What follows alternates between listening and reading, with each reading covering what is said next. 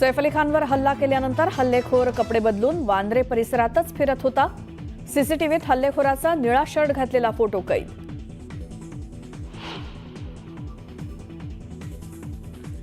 सैफ अली खान हल्ल्याप्रकरणी करीना कपूरचा मुंबई पोलिसांनी नोंदवला जबाब।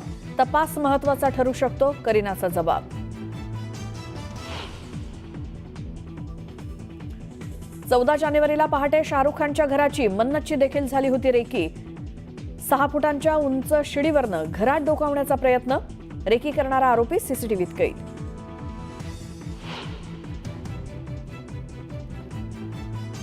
खंडणी प्रकरणी वाल्मिक कराडच्या जामिनावर आज केज न्यायालयात सुनावणी।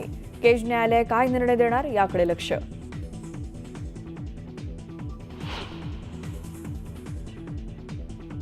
सरपंच संतोष देशमुख हत्या प्रकरणी 6 आरोपींना बीडच्या विशेष मकोका न्यायालयात हजर करणार।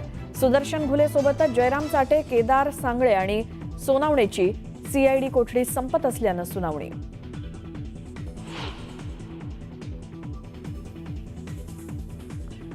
शिर्डीमध्ये राष्ट्रवादी काँग्रेसचं 2 दिवसीय शिबिर। पक्षातील सर्व जिल्हाध्यक्ष, फ्रंटल सेलचे अध्यक्षांसोबतच तालुका प्रमुख सुद्धा राहणार शिबिराला उपस्थित।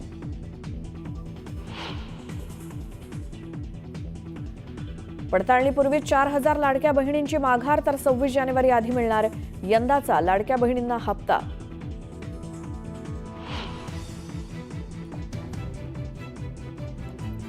कोल्ड प्ले कॉन्सर्टसाठी नवी मुंबईत जय्यत तयारी। वाहतुकीत मोठे बदल।